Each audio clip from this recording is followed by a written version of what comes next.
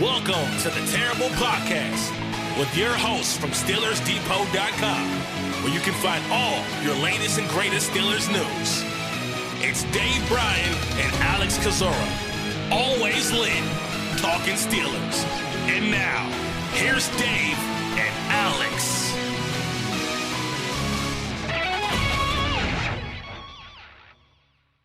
Welcome to the Terrible Podcast, Season 12, Episode 116. He's Dave Bryan. I'm Alex Kozora, SteelersDepot.com. Thanks for being with us here this Friday, Dave. Less than 2 weeks to go until day one of the 2022 NFL Draft. I mean, it's always exciting to have the speculation and to think about what's going to happen, but I just love getting the answers and just knowing who these guys are going to be and where they're going and who Pittsburgh's taking. So I'm counting down the days. Yeah, I am too at this point here. Once again, trying to sew up, a little bit of tape watching on non-quarterbacks, but somehow I keep getting sucked back into some of this quarterback tape and all. So I'll be glad when potentially we have it where we're talking maybe about one quarterback here in a couple of weeks and all. And it still kind of feels like they're going to go that way. Obviously, in some point in the draft, I would like to think that if they are going to take a quarterback, it would be in the first round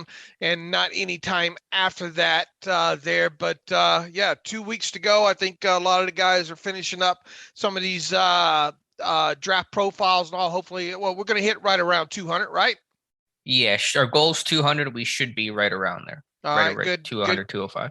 Good deal. And I know right now at this point, we the focus is to hit on some of these Senior Bowl, Shrine Bowl kind of guys that best match the Steelers' criteria. Obviously, the pre-draft visitors that they've had in at this point. That's been a disappointing aspect. We got a good flow of kind of information on the pre-draft visitors there, and now it seems to have dried up. We're not getting. I can't remember the last time we got a name in. It's probably been about a week ago since we've been able to add a name to that list. Yeah, I think we maxed out around 15 of the allotted 30. And so, that faucet turned off pretty quickly. We've learned some dates and when guys are coming in. Carson Strong visiting earlier this week, Matt Corral from Ole Miss as well. But in terms of new names, we haven't had one in probably about 2 weeks. So that's been disappointing. Just to real quick, as you mentioned, the importance of the All-Star games, the Senior Bowl, the Shrine Bowl, those kinds of things. You had the article yesterday that kind of really spelled out the importance and the history there. I'm just curious, how many upperclassmen did the Steelers draft who did not play in any sort of all-star game? I know you mentioned Duran Gray was one of those guys. How many others were there? Yeah, I think 5 in total is what I calculated it out as, and I'm trying to see if I have this list still with me up and running where I can look at it here. But I think Derwin Gray, 7th round pick, obviously a couple years ago out of Maryland. Remember Josh Frazier out of Alabama, also another 7th round pick. Now I think his deal was, he was invited to the NFLPA Bowl or could have gone, but didn't get his paperwork done in time because I think Alabama was that was a year they were obviously competing for a national championship, but I don't think he went to a all-star game. Remember Justin Brown, 2013 draft class, a 6th round draft pick. Started off Penn State and went to, I think, transferred to Oklahoma over there with Landry Jones. He was another one that I couldn't find any information on going to any of the all-star games. Nick Williams out of Sanford. Remember old Nick Williams still playing, right? Yeah, still playing. That was the one John Mitchell was so excited about that kid. The light, I guess, just didn't come on fast enough for him with the Steelers, or didn't get a good enough chance. And, he developed into a pretty good pass rusher overall. And once again, he was a 7th round draft pick. And then the last name I have on this list of those 5 names, Alex, was Tony Clemens. Remember Tony? Yeah, Colorado, local Pitt kid. Yeah. Right. And another transfer kid, wasn't he? Didn't he start off at Michigan and go to Colorado or something along those lines. So I think he was another kid that started off at one school and went to another school. He was yet another one that I couldn't find any all-star information on, despite him being a senior. So 5 names in total, and 4 of them 7th-round draft picks. Okay, yeah, I was going to ask what was the before you rattle off the list of names, the potential correlation between where those guys were drafted. And so 4 of the 5 were very late round picks, 7th-round picks. And so that's important to keep in mind. I imagine the list of seniors that didn't play in any all-star games this year isn't terribly large because there are so many games and so many of these guys get invited. But I think it's always important to think about that. If you are going to add a non-all-star guy, put that guy in the 7th round. Exactly. And it happens. So it's 5 in total over a span of 10 years. So it's once every other year if you want to kind of play the odds game that way. But yeah, you're absolutely right. I mean, 4 to 5. I mean, assuming this team keeps their 7 draft selections, it's a good bet that 4 or 5 of these selections are going to be all-star game kids. And then obviously, whether or not you want to go with one not an all-star game, late 7th round type of player, and then obviously, probably going to be 2 to 3 underclassmen in this group of draft picks this year, and more than likely, if they do whatever underclassmen they do wind up selecting, are probably you'll be playing the odds correctly if you put those kids in somewhere in the first 4 selections or first 4 rounds kind of players there. So that's kind of the loose guide to go from. And I at some point I'd like to do some correlation, because I would imagine obviously across the league, heavy dose of all-star game kids, right? Sure. Yeah.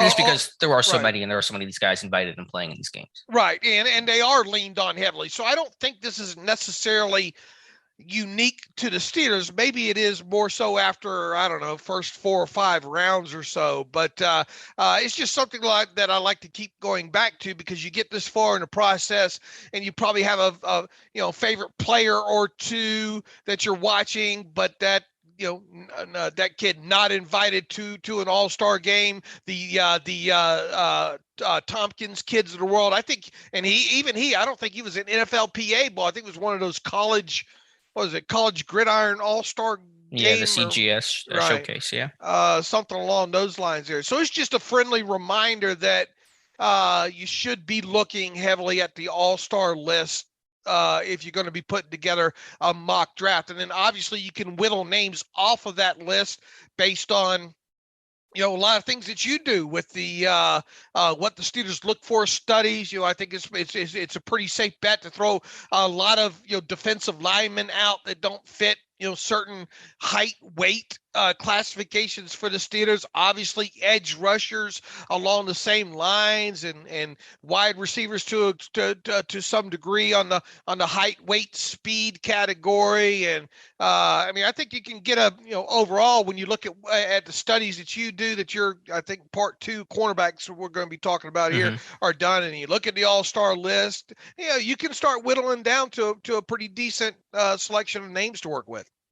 You can. And I was actually looking over, because I did cornerbacks today. It's up on the site. We'll talk about it here in a little bit. I'm going to do interior offensive line over the weekend, either Saturday or Sunday. I was looking back at last year's list of the interior offensive linemen and who fit. And one guy who was 1 box away, who only missed in height, was Kendrick Green. And I actually wrote in that article at the time of that list of the guys who were 1 box away, Green felt most likely to become a Steeler. I should have gone back and referenced that, though, because I kind of had forgotten about that, because of some of the names who hit every box. It was Creed Humphrey, it was Robert Hainsey, it was guys that really thought had a good chance to be a Steeler. So it's not perfect, but there certainly can be a correlation. To your point about the all-star games, the causation there, not just the correlation, but the causation that makes it important is the extra exposure to see these guys against their peers, against potential draft picks. Maybe they're a smaller school guy, an FCS guy, a G5 guy going up against FBS or Power 5 competition, and getting to see those guys in that environment 1-to-1 with others, I think for Pittsburgh is pretty important. Was it Clem at that Illinois Pro Day too, or no?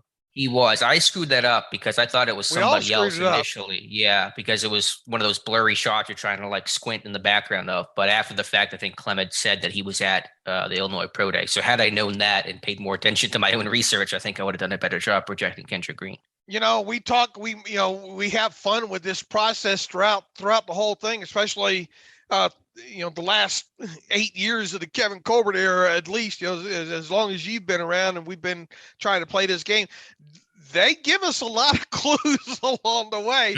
We just choose to ignore a lot of them for some reason, and I think we have some, a nice selection of clues to work with this year. Now, obviously, we would like to have a full list of pre-draft visitors. It's not looking great when it comes to that. And, as super sleuthful as the Kozora PI agency has been with the pro day stuff, it still feels like maybe there's a few position coach, sightings that maybe we haven't nailed down just quite yet. Yeah, that's one of those things that it's hard to know what you don't know. I'm sure some stuff was missed, but I like to think we did the best we could. There are some pro days I wish we could know names of who was there, like Tennessee, Baylor come to mind. Could just never find Sky Moore's pro day. Never found out exactly what Steelers representative was there, but work with all the information we can, and we'll have to enjoy it because this time next year might be harder to do with presumably a new GM running the show. And how does that affect Pittsburgh's moves and draft style? So one last try with Kevin Colbert. Right, absolutely. But it's fun. And look, I mean, the whole height thing with Kendrick Green was one of the biggest obstacles that I had, along with the fact that this, along with the fact that he didn't have that much exposure overall to the center position, 5 games or so in total. So he kind of had a kind of a double whammy against him that kept me from really considering him as a legitimate candidate. Yeah, I will admit I probably got a little too biased on a guy like Quinn Miners and didn't consider the small school aspect enough and just thought, they'll overcome it because it seems like they like him. They were at his pro day. But obviously Pittsburgh really likes to stay in the FBS and generally in the Power 5 as well, especially in the top rounds of the draft. And you probably struggling with that cornerback out of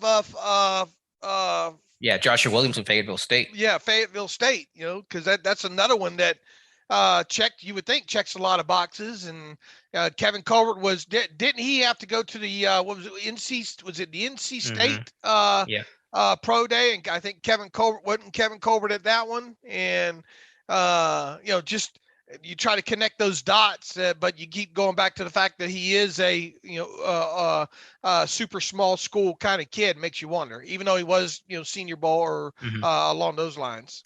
For what it's worth, Tony Pauline, who I'm personally a big fan of when it comes to pre-draft information, is saying that Williams may go as high as the 3rd round this year. And so he thought about him early in this process as kind of almost an unknown late day 3 priority free agent guy with his great Senior Bowl, good combine workout overall, and a decent pro day showing as well. Could be a 3rd, 4th round guy. But yeah, one of those things we'll have to wrestle with. I generally stay away, though, from putting the FCS guys in there or D2 guys in there just because of the history there. It's not impossible. I mean, Javon Hargrave, Nick Williams, you mentioned, there are examples, but they are kind of far and few between. Yep, absolutely. They want to bring some Steelers news to you. I think you mentioned this. I think you spoke this one into existence, as the kids say. On Wednesday, that Marcus Allen had yet to sign his tender, according to Aaron Wilson.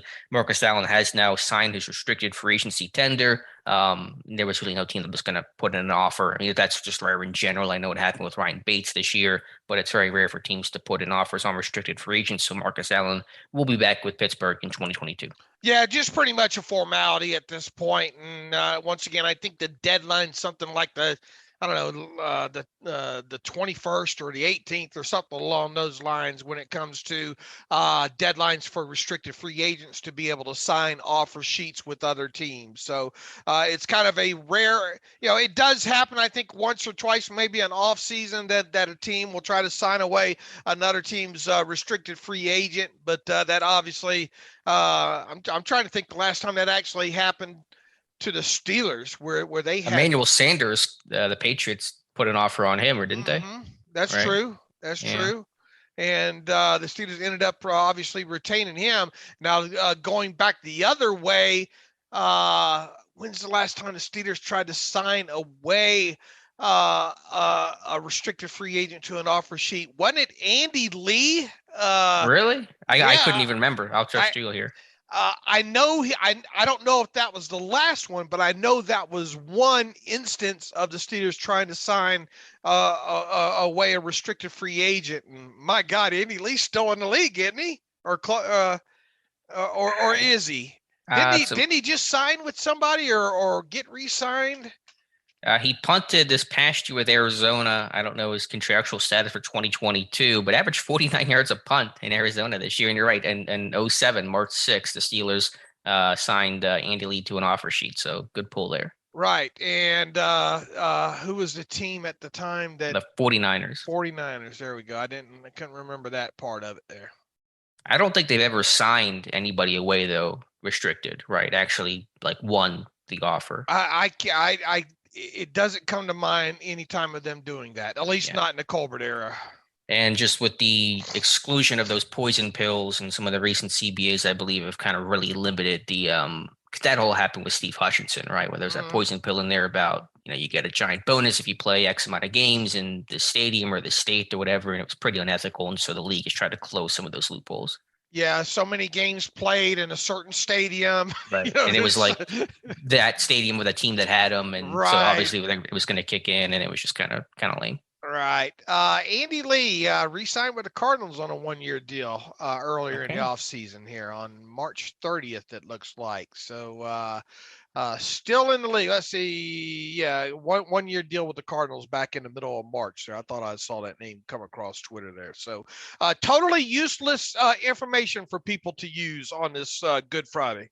The working name of our podcast, then we figured that was too long and we switched to the terrible podcast. So yeah, I didn't expect Andy Lee, but I did expect quarterback talk in today's show, and not a whole lot of news there. Again, it's going to be really speculation and just, conjecture the rest of the way. I will say among the Steelers beat guys, there's a pretty big divide between, will or won't they with the Steelers quarterback. Gerry Dulac believing the team won't take a quarterback. Ed Bouchette saying if Kenny Pickett does fall to pick number 20, Bouchette believes Pittsburgh will take him. And so there's been a pretty clear divide between some of the beat guys between, again, will they or won't they when it comes to quarterback. Two super connected guys that hardly ever miss in this day and age too. So we should take that information quite to the heart, right? Maybe a little sarcasm there on this Good Friday. Yeah, no, I understand. I mean, who knows what to believe? I mean, Bouchette, for as much as he may not like us, he has been around the team as long as he was there in 1933, I think. So he's been around for a long time. So, I mean, I do take that with some weight, but obviously it's all comes with a qualifier of who the heck knows. To me, based on the two statements from each of those guys, I would be a bit surprised if either one of them comes to fruition. So, but look, here's what we know. The Steelers have done their homework on the top 5-6 quarterbacks in this draft class at a minimum. And in fact, some homework on some guys that might even go undrafted. Chris Duncan being one of those. I never thought I'd be talking about a South Dakota State quarterback as much as we've talked about one the last couple of weeks on this podcast here. I struggle too with some of these people saying trying to draw ties to Kenny Pickett being the next Dan Marino. I don't quite get that one. Well, I think that's just like passing on the Pitt quarterback angle, I believe. Okay, because hopefully they're not trying to compare the games or anything or style of play or anything like that. But is there a possibility they like Pickett? Yeah, I mean, they dang sure know a lot about him, right? So if there's one quarterback in this class that they feel uber comfortable with or uber stay away from, it is probably Kenny Pickett. Yeah. Again, I'm going to kind of suck at these conversations because I believe that all 5 of these top quarterbacks could be in play. They check all the boxes. They make sense. You can make a case, I think, fairly easily for any of the 5 names. And so I still think Malik Willis is their number 1 guy. But beyond that, who's number 2? I really don't know, and I'm not sure if I'm gonna know. I'm gonna try to take a guess right before the draft, but I don't really know what information I could use to try to discern who their number 2 versus number 3 or what guys they're willing to take in the first round would or could be. Well, it's Malik Willis and the other 5, if we're or other 4, if we were to give them a band. But who is number who is number 2? That's funny. Who is number 1? That's you are number 2. That's way above. That went right way over your head. I am not a number. I am a free man. But some people got that reference there. I was not one of them. That was whoosh over my head. Over your head there. But it's a good question, and I don't have the answer to that either. I know who I think in my head, the way I might rank them for potentially the Steelers and then other teams.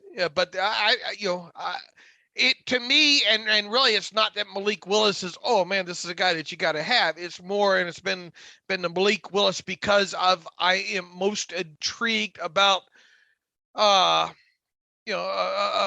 his abilities and what they might be able to translate down the road. Because anybody that sit here and tell you it's a great bet to bet on Malik Willis because of all the tangible things, abilities that he has, is lying to you. It's more about, man, I wonder what a team, if they can continue to develop this kid past his rookie season, what he might become. And that is the only, that intrigue factor is the only reason, really, I mean, the mobility obviously being one of those things is why he's front and center. The rest of them, I'm not going to be a bit shocked how they kind of come off the board. I will say, though, and I've tried to look at this from every angle possible here, man, the whole Ritter thing just confuses the you-know-what out of me, I don't get, other than, I get the aspect of him being a smart quarterback and being able to make the reads and those kind of things, and playing in a pro system, and probably being one of those next up kind of readiness to play some during his rookie season type quarterback in his class. But to me, it just keeps going back to the inaccuracy and the lack of the very impressive deep ball and everything along those lines. When you look at Ritter, when you look at aspects of his tape and then really start marrying some to the statistical aspect of his game, third downs, completion percentage, all that kind of stuff, air yards, air distance on deep balls, it's very confusing to me. It's going to be a learning process for and look, and the odds of most of this class crapping out is high anyway, as it is with any class. But if he makes it, regardless of where he's picked, but if Ritter comes out of this class, ultimately 3 years from now, we're saying, man, look at the quarterback that came out of this class that has had the most success. And if it is Ritter, I'm going to have to save a lot of this tape and go back and try to see what I missed and what other people saw and kind of match it up, because I just don't get it from several of the tape aspects married into the statistical aspects. Sure, I understand that, but just from the Steelers' perspective of what could they do, to me, and you tell me if you agree, they could take realistically any of these 5 quarterbacks in the draft, and I would not be surprised by absolutely, one bit. Absolutely. Okay, that's where you're at as well. Because you were kind of like maybe potentially not thinking they would go Pickett or Ritter, I think you mentioned, but I wasn't sure exactly. Well, I think it's possible. I'm just thinking about my own board versus what I think they are looking for. Look, you keep going back to that quote that Kevin Colbert used earlier in the offseason about the accuracy. And especially with and look, obviously Malik Willis has some ways to go on the accuracy as well too. But I think it's a little bit more to some aspects forgiving with him, just because of the the newness. He's still developing in the game. Whereas guys like Pickett's played 5 years, or Ritter's played 4 years. I can be a little bit more forgiving with some of the issues with Malik, more so than I can guys like Pickett and Ritter. But you go back to just one of the key things that I can't get away from, and I feel like Kevin Colbert's was trying to speak to us, because regardless, every year you can go back and circle a few quotes from what Kevin Colbert gave you during the offseason, and you go, well, he tried to tell us, and like we talked about earlier here with the Blues Clues. Well, the whole Kendrick Green thing was right there in front of our face. We just chose to ignore it, kind of thing.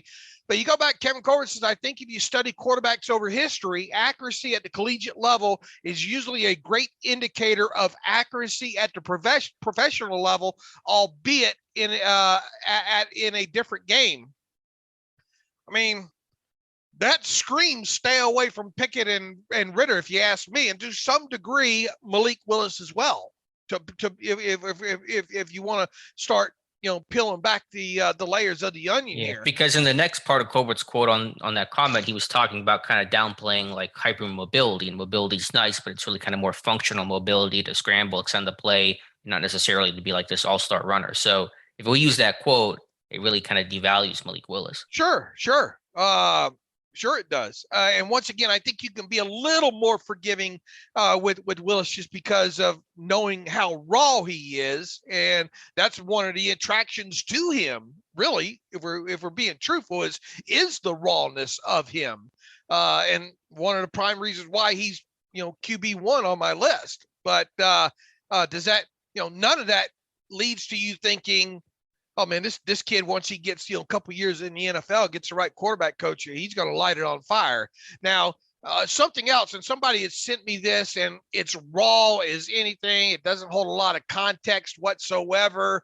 But you go back and you look at these quarterbacks that were drafted in the first round, dating back to what was the date they had, like 2012 draft class. Yeah, I vaguely remember the tweet you had sent out. I don't know the context enough. Here it is. A chart I was emailed. It wasn't really someone emailed me that as much as the idea, and I put the chart together once somebody emailed me the idea there. First round quarterbacks and their career college completion percentages since 2012, along with the top 5 quarterbacks in the 2022 class. Now, once again, this is textbook 101 stat book scouting. Do not do. But it's just fun to kind of look at, zero context here, but fun to look at all these quarterbacks, former first round quarterbacks dating back to 2012. That also include the 5 top quarterbacks in here, and looking at their career college completion percentage,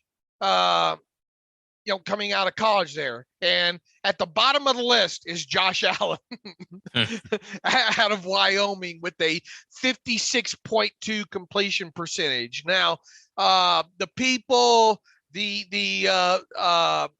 Pickett Ritter fanboys will instantly point you to Josh Allen to say that's a reason not to be concerned about the inaccuracy of both those quarterbacks. Yeah, Allen was a pretty unique case in terms of really being able to change his mechanics in pretty significant ways to improve his accuracy. And even that took time, second, third year in Buffalo. So that's generally speaking more the exception than the rule. Right. But, they'll point to that. And then, look, in the bottom quarter of this list of, I forget how many quarterbacks are on this list. I didn't number them here. It looks like it is 38 quarterbacks in total. So 38 quarterbacks in total, and I think easily in the bottom quarter of this list, you have Malik Willis at 62.8. You have Kenny Pickett at 62.4. You have Desmond Ritter at 62.1. So of this year's draft class, you've got 3 guys bunched pretty close together in the low end of the completion percentage of Willis, Pickett, and Ritter. Now, Patrick Mahomes, 63.5 at Texas Tech, not too far away from a guy like Ritter. Right above Patrick Mahomes, you have Sam Howell at 63.8. A little bit creeping closer to the middle of the pack, but still several steps away is Justin Herbert with the Chargers at 64.0% there. So once again, silly to use this just as that's your guide, go with it. From an accuracy standpoint, you obviously got to let the tape speak volumes there, but you marry that back up, going back with that quote from Kevin Colbert, just leads you to believe, man, maybe guys like Willis, Ritter, and Pickett aren't in the picture here. Yeah, that's a fair point. I will say in favor of Kenny Pickett, his completion percentage did spike up this past year. It went from like 61% to 67%. So you saw some good growth in this kind of big breakout season. And just looking at the tweet you had, the chart that you had, some of the names at the top of the list, like Johnny Manziel, Brandon Whedon, there were some of those guys, even Mitch Trubisky, kind of in that upper third. Obviously, there isn't necessarily a one-to-one correlation between the completion percentage. So how much do we take out of this is probably a fair question. It's one of those fun things to look at. Qualifications. Once again, there's zero context. Now, trying to pull more kind of precise data on maybe completion percentages from let's say 10 to 19 yards down the field. Okay. Right. But even so, I don't, even if we were able to pull a complete list of complete college career, I'm not sure what kind of, I think we're going to be left with some names at the top that we're wondering, well, that didn't correlate 1-to-1. And then once again, some names at the bottom saying, well, those cats did pretty good despite that. So, it's one of those things where I think you just got to trust your eyes more so than anything else when it comes to the tape on accuracy. And then that leads me back to where we started here with Ritter, where, man, I just don't get it with some of those throws. And then the other thing with the whole arm strength and all like that, you can have two different quarterbacks throw the football 45 yards in the air from the line of scrimmage and probably have a couple of different takes on the flight of that football and arm strength and all like that. Distance doesn't necessarily correlate to arm strength, right? In totality.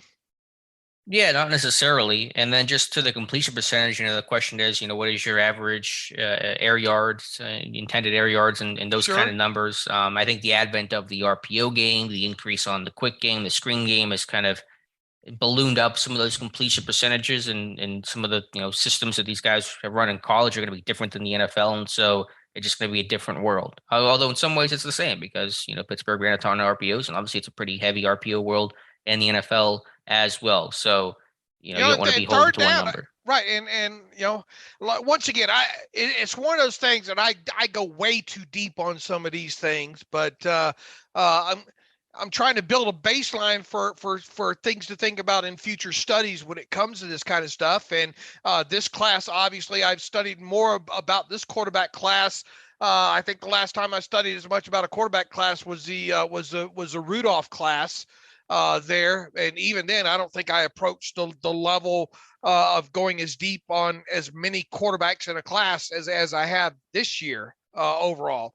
But I just can't get away from some of the tape that I've watched on guys like Pickett and Ritter specifically. And, we've done the data now on third downs. And, man, somebody help me out. Why was Ritter so bad on third downs? Not only completion percentage, but even on passes completed, the conversion rates when it comes to that.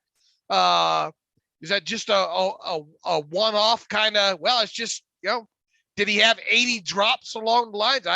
He obviously had some drops. They all have drops, but I'm just having a hard time getting a lot of this stuff to add up together when there's so many red flags with Ritter, not only on his tape, but statistically. Is Pickett still your number 2 quarterback? I know you had him there in our conversation on a roundtable, I don't know, week and a half, 2 weeks ago, but I would not draft him if I'm the Steelers. Take that for what you will. Well, I'm just asking who your number 2 quarterback is. I wouldn't. The only way I know how to answer that is I would not draft him if I'm the Steelers. So he would. I would not draft him or Ritter, or the two I would not draft for the Steelers. And there's a bias working in my head that keeps me going down that path with an answer. Right. Well, I'm just saying, like, in your ranking, your top 5, you were Willis, Pickett, I think Howell 3rd, and then Corral, Ritter. Is that still your list of 5, or would that change? I mean, Howell and Corral always at this point now, because I even went back and watched more Corral tape in the last 24 hours, looking for some of those throws that we've talked about. And I have found some. It just goes to show you that you have to keep watching the tape, right? Because look, there's a lesson that I learned a couple years ago with the Kansas City defensive lineman.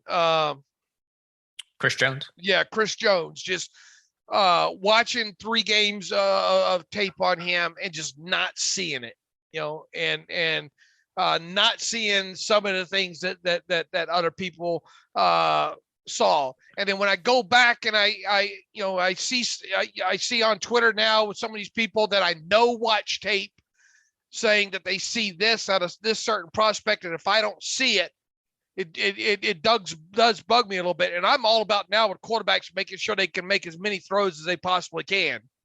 And as I said a couple, as early as I think the middle of last week, or maybe a little bit earlier than that, there were a certain subset of throws that I would like to have seen Corral make on tape that I hadn't seen. That was one of the biggest concerns with me.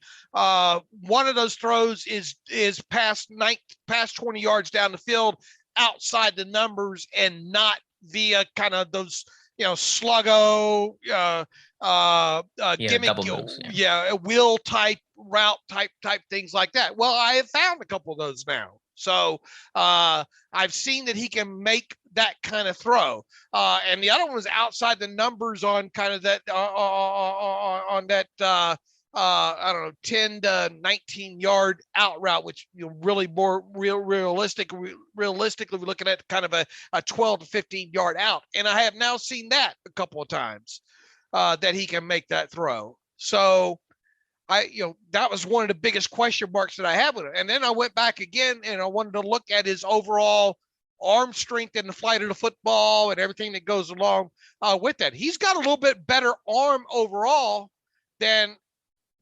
my first couple of times through with him. I think he's got a good arm. Not as good as Howell or Willis, but like not far behind. Right. And down the middle of the field more so than anything else. Once again, I just wish there were more of those type of Howell throws that go outside the numbers. Yeah. But I mean, he can put the ball out there. I mean, I think his furthest ball flight, what I put up on from the line of scrimmage, like 55 or 56 yards completion for his career, something along those lines. And that you get in that 50 or more range, that's more than adequate. Where I get concerned with these guys are the guys that don't have the completions or many of them past 45 air yards past the line of scrimmage. And once again, who does that encompass in these top 5 quarterbacks? It's Kenny Pickett and it's Desmond Ritter. So, no, I agree. Corral, if you watched the Egg Bowl, I think it was an 81 or 87 yard touch on Braylon Sanders. That was about 55 or 60 yards. And that was outside the numbers too. Was it? Yeah, I think it was right around there. Yeah, so it was a beautiful throw. And Braylon Sanders averaged 20 plus yards per catch. So they were throwing a bunch of deep balls to him with success. So, I mean, has Corral moved up above Pickett? I think it's fair to say that, look, I'm not wanting the Steelers to draft Pickett or Ritter. I got that, but I'm asking, like, who is second then? Like, is it? It would be probably 1A, 1B between Howell and Corral now. Okay, I got you. I think with Pickett, again, the thing I do come back to a little bit, even though I'm not super high on him, is just like he was very good situationally, very good red zone, great red zone, really, and good on third down. And to me, I do value situational football well because I think it's the best representation of how a college guy's going to make the jump to the NFL, which is all about situational football. Right. But if you're going to weigh heavy third downs, you got to throw Ritter out of that, Yeah, no, I'm low on Ritter, so I mean, he doesn't have to twist my arm too much about that. Once again, it goes back to kind of the thoughts on Pickett throughout this process, and that is what you see is what you get. Mm-hmm. Yeah, I think that's generally kind of been like a thing he's been praised for. Right, but I think that's now against Ritter too. That's kind of where I've kind of gone into that aspect with Ritter too. I feel Ritter is very much a what you see is what you get kind of quarterback at this point. Now, where the not what you see is what you get instances with these other quarterbacks are, Malik's I think kind of obvious there. Mm-hmm. Guys like Corral and Howell, can you do more? Those guys have levels of, arm strength and mobility, heavy RPO based kind of quarterbacks that could probably do other things offensively on top of it. Plus you can have some design runs with those guys if you wanted to on top of it. So I think there's a little bit more intrigue into how they will translate to the NFL game in both Howell and Corral. A lot more so than Pickett and Ritter. And then obviously Malik's, man, what can this kid become if he gets rid of those, oh, wow, kind of, throws and actually learns how to read a defense and a lot, everything that goes along with that. Sure. The potential is tantalizing with Malik Willis. That's the main draw to why he's potentially maybe likely the number one quarterback taken in this class. With Corral, I think there is some more upside there, even more than Howell, because he's really a 2-year starter. I think he started 4 games and that would have been 2019, I believe. And then he played hurt, the back half of this year. And so we didn't even get to play this full potential and, probably couldn't do things that he wanted to do, or things were a lot harder for him to do. I know that one knock on Corral has kind of been some of the off-field stuff, and not even, I know he's been open about his issue, his battles with depression and things like that. And I commend him for being open and honest about that stuff. But I know there were some stuff in high school. He got into fights, and I think he transferred schools, and there were some questions about Corral's maturity and things like that. I'm going to put on my, and this is dangerous to do, I want to put on my psychologist hat here for a moment, Dave. I know he grew up in a Marine family. His dad, Pete's a Marine. His brother joined the Marines as well. I just wonder, I don't know if they had to move around a bunch growing up or what, but maybe kind of being in that household, maybe he just acted out a little bit. That's just pure speculation from me. But I know there have been some worries about Corral's maturity just overall, and I don't really see that kind of stuff. And I think he really blossomed into a big leader and kind of central figure of that Ole Miss program. Yeah, I mean, look, you're trying to find out some of this stuff and dig that far down deep into it, then draw. The only one of the main concerns I have had with Corral, kind of the off the field issue, is just kind of wondering about the depression aspect that he's battled with. But I mean, he's been look, who doesn't have mental issues? Period. To some degree. That was the other working name for a podcast as well. Right. Yeah. The people are the most open about it are the ones that maybe you can trust more, right. Because my mom grew up for years trying to tell people that no, we're not a dysfunctional family, and she believed that. And I kind of had that figured out when I was like 6 or 7. Why the hell is my mom lying about this? But the people that aren't open about that kind of stuff are the ones that maybe you probably need to be the most worried about. So I mean, I could definitely forgive him from that aspect, but it is something that I think it's, especially in this day and age, with mental health and all, those kind of things that you can expect him to be asked about, Sure. In interviews. I mean, him maybe getting in a fight because maybe a military kid and moving from town to town and having to reestablish himself. I mean, how many kids in this draft you'll probably fit that criteria, Well, I don't Tons of know. probably. Yeah, I don't know how many from the military background. I'm sure Or some, but good, I you know just what I'm getting from moving from town to yeah, town, or moving, going to stay with one part of the family, what have you, sure. Right. So I mean, I just bring that up because I know one of the quote unquote concerns of with Corral, some of the maturity and some of the things that was happening early on in his college and high school, life and stuff. I think it was in like Dane Brugler's, guide and stuff like that. And so who knows the reason? Certainly something you have to investigate. But yeah, I just wanted to note the family background there, kind of being that Marine family, and I don't know, that just kind of just learning more about Matt Corral. I guess I wanted to bring that up. Speaking of transferring too, you mentioned Duncan. He's been with like 5 schools in his career. He 2 high schools and 3 colleges. So that guy is as well traveled as anybody you'll find in this draft. Right. Look, I mean, you just try your best to try to research that kind of aspect of it out. And, I'm sure the Steelers have that down to a science with the whole hearts and smarts aspect of it. None of these quarterbacks am I really put off by anything, that might be off the field? No, yeah, I think mostly really all these guys seem to be high character, good leaders. There really aren't any major red flags with any of these quarterbacks. Right. And most of them anyway, you're going to want to, groom their rookie season anyway to get them adjusted. I think you're doing yourself a huge disservice, especially with any of them not named maybe Kenny Pickett, of trying to get them on the field sooner rather than later.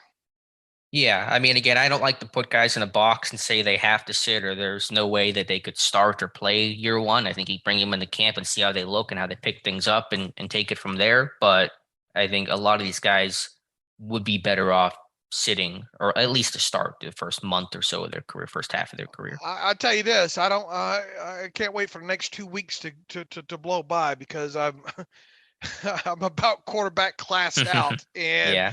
For as much talk as we have done about this quarterback class, I mean, it's not great. I mean, that's been the narrative ever since kind of day one with this thing, is very, very unappetizing overall, top to bottom, with it. And it wouldn't hurt my feelings to see the Steelers bypass on it altogether, but I don't think they will.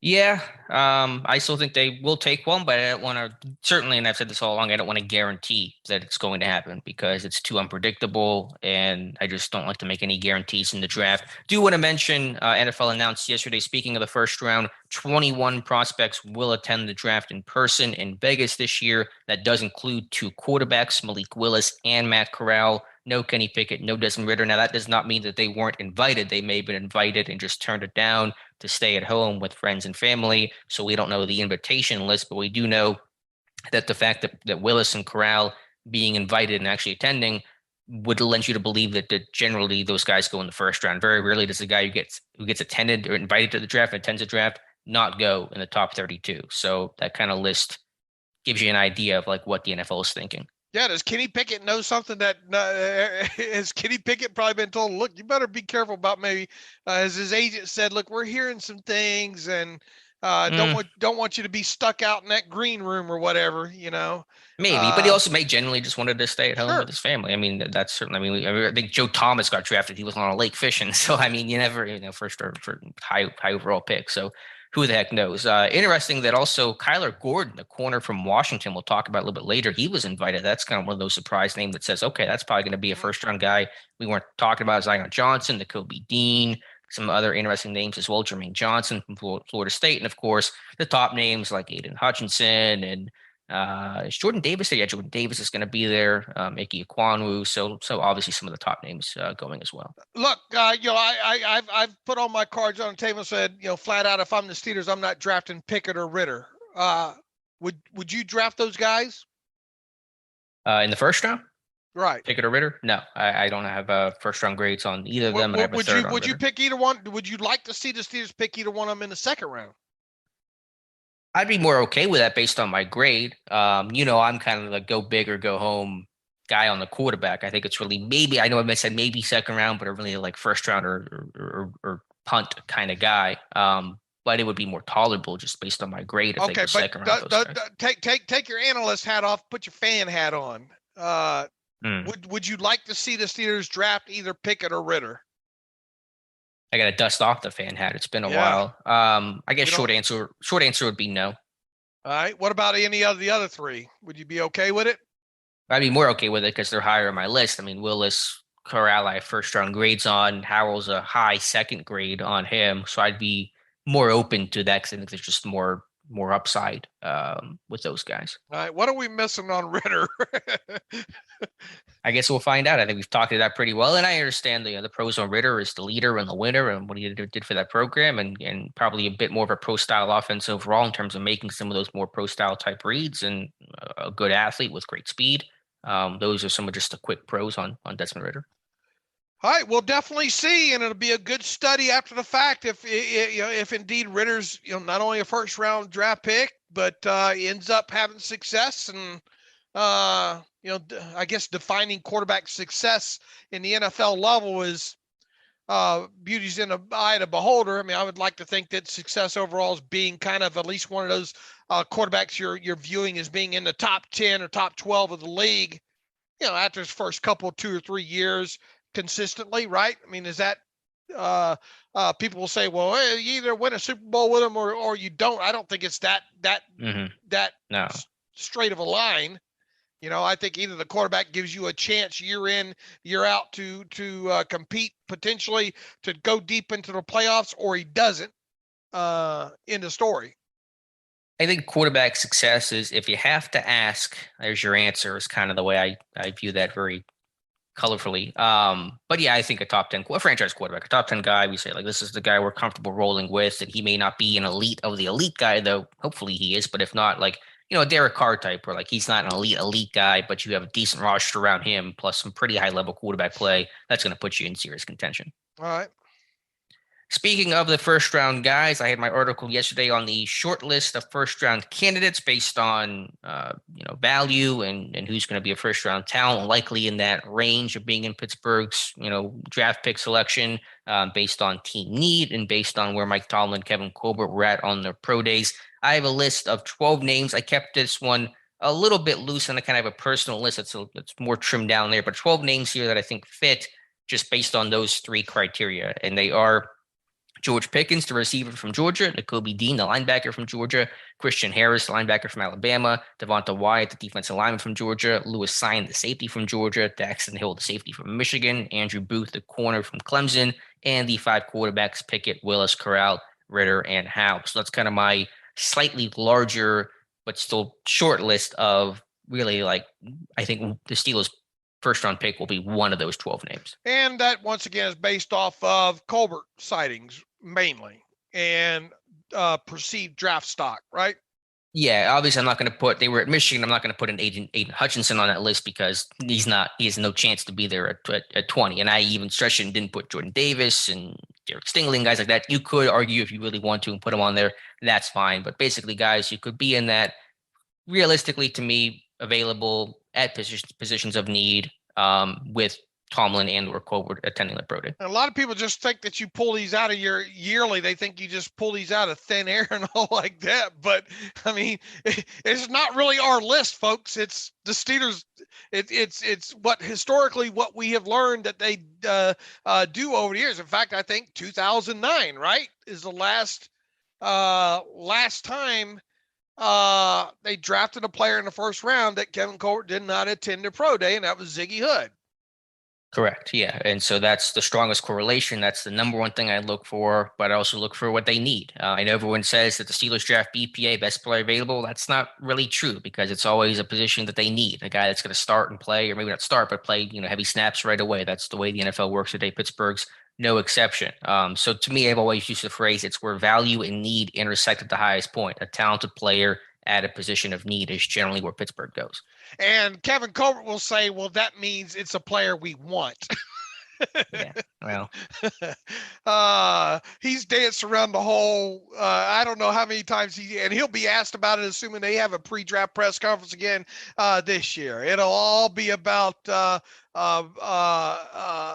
the whole need versus best player available, where those lines intersect. It's the age-old discussion that we have every offseason about this same time. And the fact of the matter is, you draw a line back to it after the pick is made.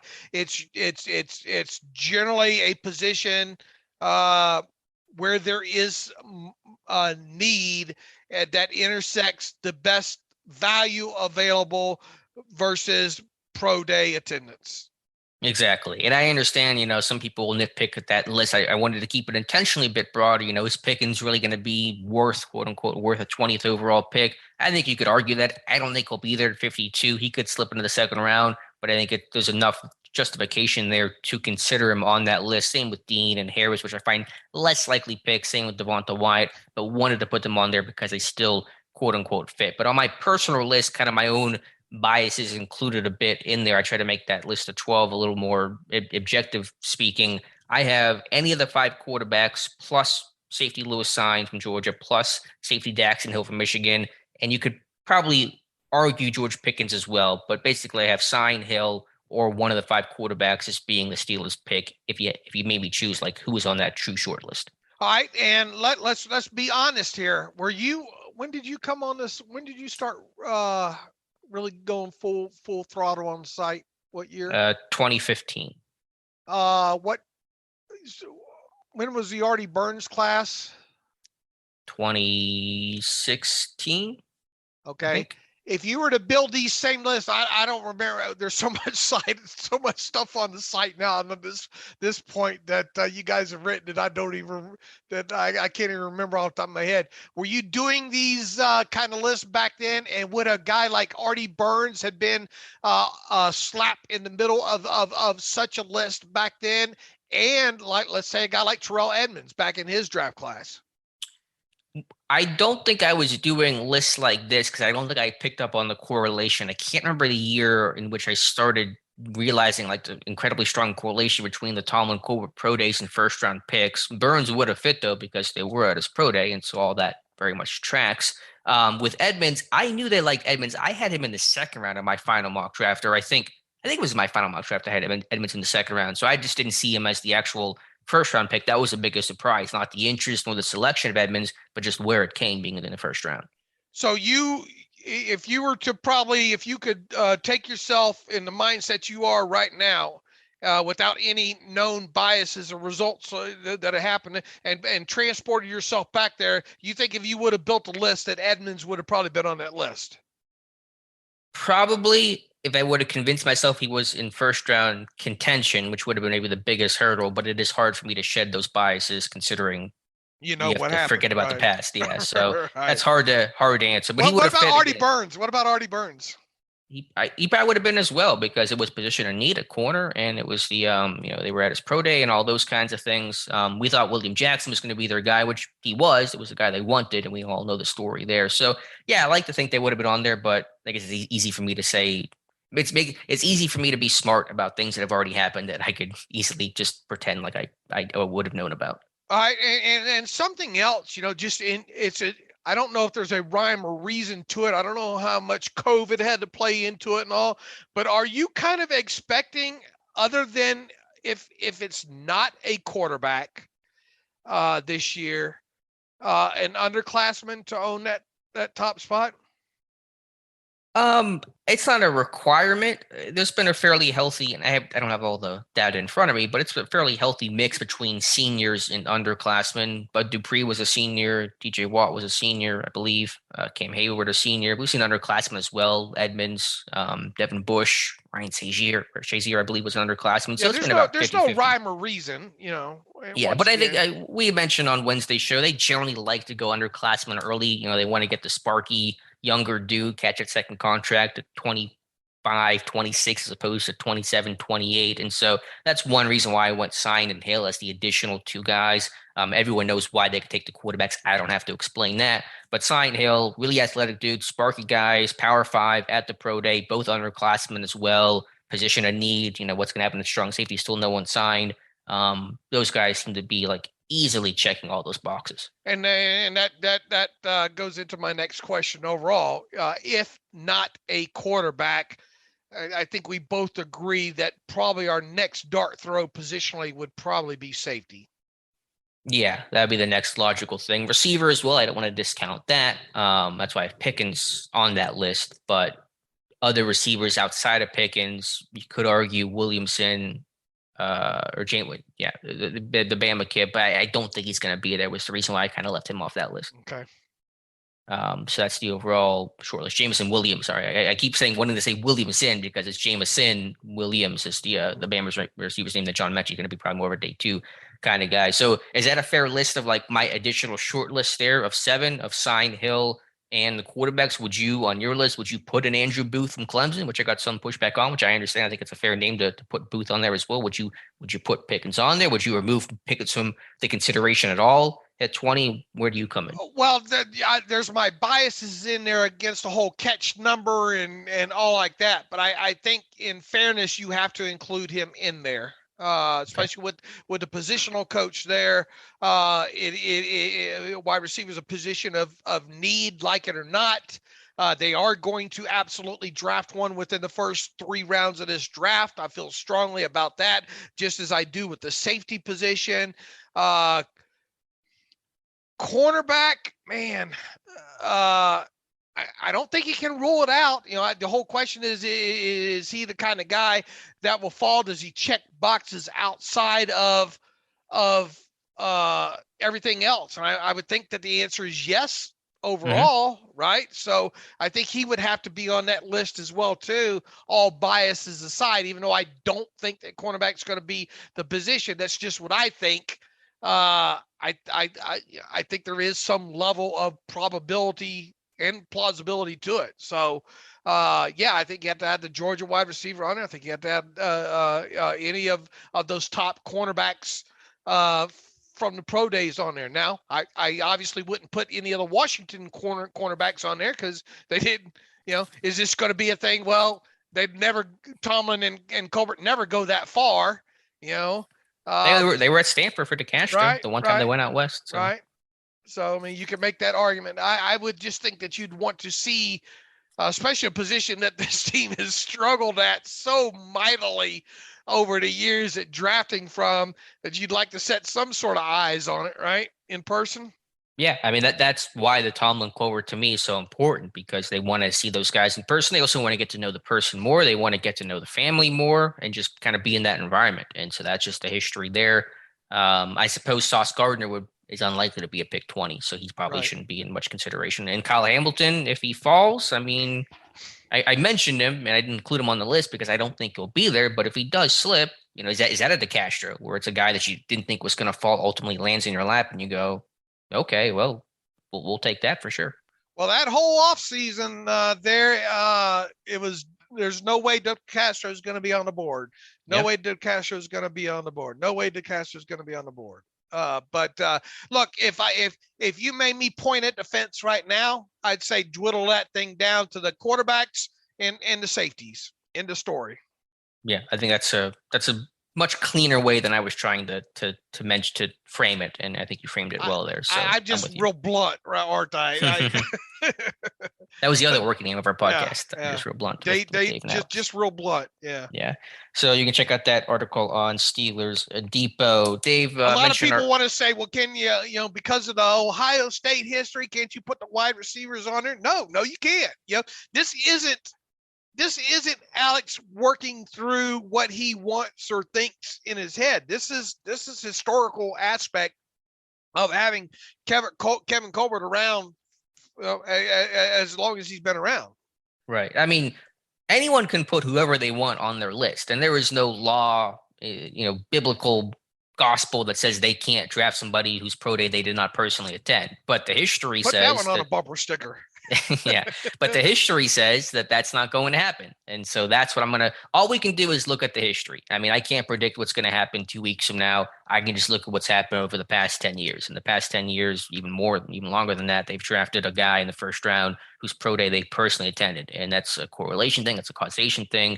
And to me, I hold that up as much as anything. So am I guaranteed to be right this year? No, but I wasn't guaranteed to be right each of the last 12 years. And we have been. So that's what I'm going to go off of.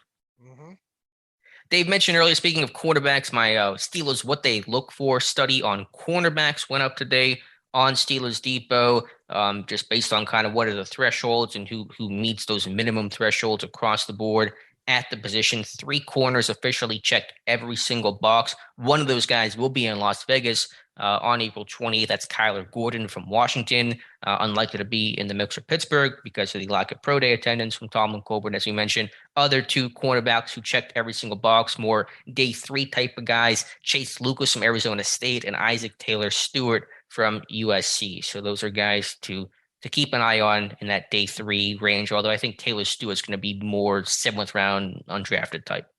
Okay, and Chase Lucas is a guy that our own Owen Straley's been kind of on, hasn't he? He has, yeah. I think it's both Arizona State kids. I think he likes Jack Jones and Lucas. I want to say I can't remember which one. I think he was talking more about Jones on the podcast Wednesday, but Lucas as well. And that's a guy with not great size overall, but good speed, good athleticism, and from the Power 5, and got some good coaching from Herm Edwards. So a guy to consider. Taylor Stewart was a big 5-star recruit, one of the top prospects in the country coming out of high school, but never really lived up to that billing. I did the profile on him. It's not up on Steelers Depot yet, but I did not put a draftable grade on Taylor Stewart. But the athletic profile, the size, speed combination is going to warrant late day 3 to priority undrafted free agent consideration. Chase Lucas, anywhere from a 4th to 6th round guy, probably. Yeah, that sounds about right. Day 3 gets messy, but that sounds right. Okay, and I mean, he's definitely one I think Steeler fans and us too need to at least have circled in this as a plausibility aspect, and either because they don't have a 5th round pick right now, either 4th or 6th round. Mm-hmm. Right. And then 7 cornerbacks missed in just one category. Several by just... This is an interesting list here. Yeah, several just missed it by the tiniest margin. I'll read off the names here and we can talk about maybe some particular guys. Martin Emerson from Mississippi State, Caleb Evans from Missouri, Damari Matthews from Pitt, Zion McCullum from Sam Houston State, Alante Taylor from Tennessee, Josh Thompson from Texas, and Jalen Watson from Washington State. And again, some of those guys missed it by just the slim as the margins. Emerson missed the vertical by an inch. McCollum missed the length by a 1/4 inch. Thompson missed the length by an 1/8 of an inch. Taylor, I think, missed a 3-cone by actually a fairly decent margin. But Taylor's, I think, the one name that you're going to circle on of that list, Dave.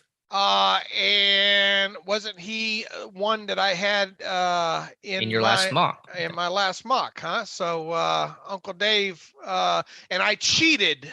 I'd like to go ahead. That's another working show title. I cheated. That has broad appeal. Because I hate doing these mocks so much that I invest way too much time in them when I do try to do them. And that's another aspect of it, is why the hell am I spending so much time on something that I hate, that is such a losing proposition? Put that one on a bumper sticker. But I looked ahead at some of your past studies to try to kind of whittle some of this stuff down, and he stuck out. I mean, that's a name that just jumped out at that point.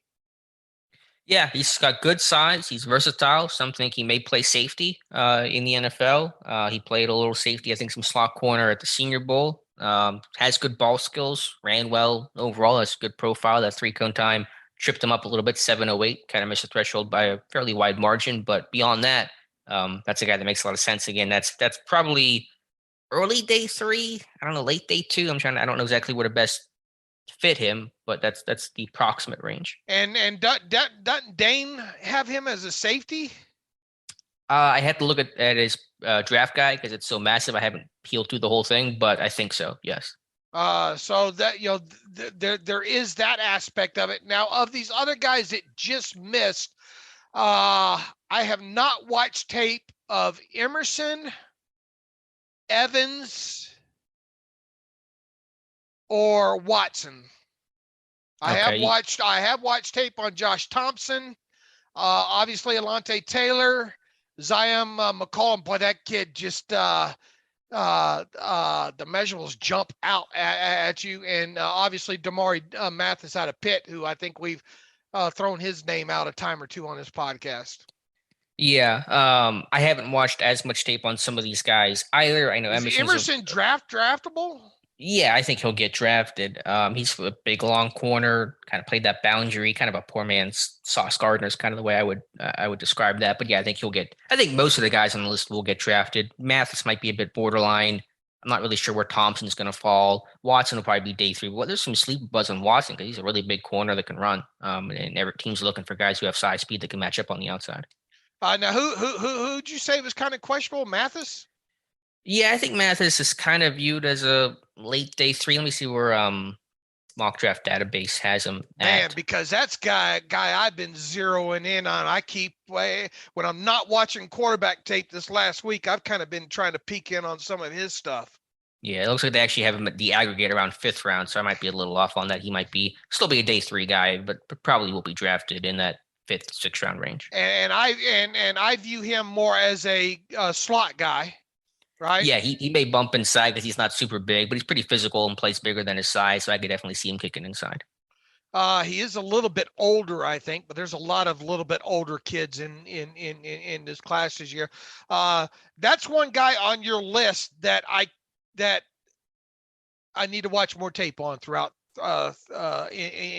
before the draft hits. I like some of Zion McCollum's little bit of tape out there that you can find from Sam Houston State, but then you have the whole small school aspect of it, right?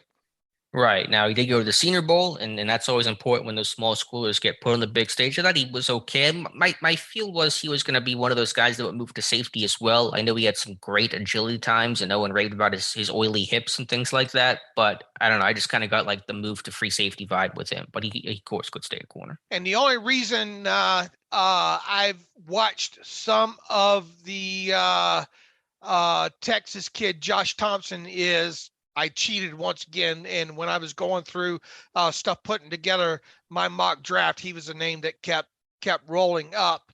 What'd you think about him? Because I really know nothing about Josh Thompson.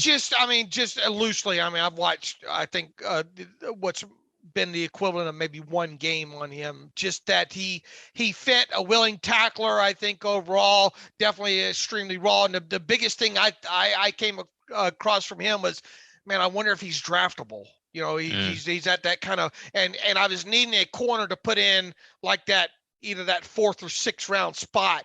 And that's, I ended up choosing the Tennessee kid over him.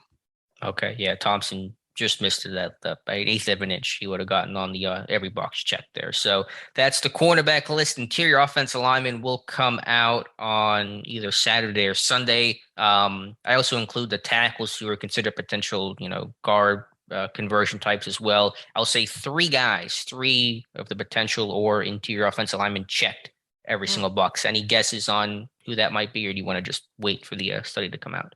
I would think Zion's close in there. I will say he missed in one category, the height, because he did not. He missed it by like an 1/8 of an inch too, like super. What super about close. that Juergens? Juergens, let me see where I have Juergens at. He also missed just in height. The height requirement has changed, but it's still, because these guys are like pretty short. They just missed in the height, so they'll be 1 box away. So good guesses though. And you said Juergens reminds me of Kendrick Green. Like he's very, and this is not supposed to be a negative, but like very Kendrick Green like Cam Juergens. Okay. You said how many interior made the cut? 3, 2 true interior guys and a tackle who I considered in the guards category as well because he's a bit undersized. So 2 true interior guys and a tackle. Yeah, I wouldn't venture again. I haven't watched a ton of interior guys this year for kind of obvious reasons. Yeah, but we'll see on Saturday, Sunday. I love these, by the way, and it's going to be. Tell. It's going to be a shame once. It's going to be interesting to start tracking it again once you get past Colbert. But you would think some of these habits are you don't think like the whole book's going to be thrown out, right?